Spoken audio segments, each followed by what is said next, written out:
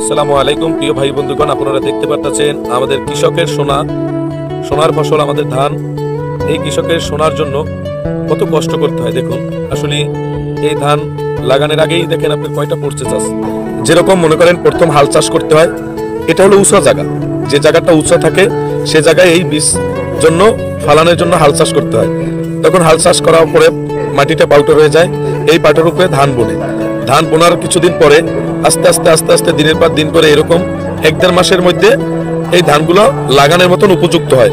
তখন কৃষকরা এগুলো সেই উঁচা মাটি থেকে যেখানে বীজ রোপণ করা হয় সেখান থেকে বীজ হয়, সেখান থেকে তখন এই বীজ তুলে নিয়ে আসে তাদের এই যে কোলা। আমাদের ভাষায়, আমরা বরিশালের ভাষায় আমরা কোলা বলি, অনেকে বলেন ক্ষেত কোলা, এরকম ভাষা কেউ কেউ কাছে এক এক জায়গার এক এক ভাষা। অনেকে বলে জমি, আর আমরা বলি এটা কোলা। এই কোলায় তখন এই বীজগুলো উঠানে আনার পরে এই হাল চাষ করে তারপরে এখানে মই দেয়। মই দেওয়ার পর এই ময়লাগুলো আবর্জনাগুলো বেছে তারপরে এই সোনার ফসলগুলো তখন এখানে রোপণ করে।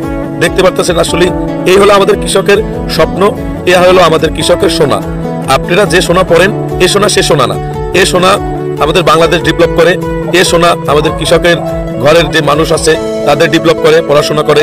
এই সোনা দিয়ে আসলে আমাদের জীবিকা জীবন চলে, এই সোনা দ্বারা কৃষকের জীবন জীবিকা চলে। আপনারা দেখতে পাচ্ছেন প্রিয় ভাই বন্ধুগণ, এই সোনার ভিডিও তুলে ধরছি। আপনাদের কাছে আসলে কেমন লেগেছে কমেন্ট বক্সে জানাই যাবেন, অবশ্যই কমেন্ট বক্সে জানাবেন। ভালো লাগলে টাইমলাইনে শেয়ার করে অন্যকে দেখার সুযোগ করে দিবেন।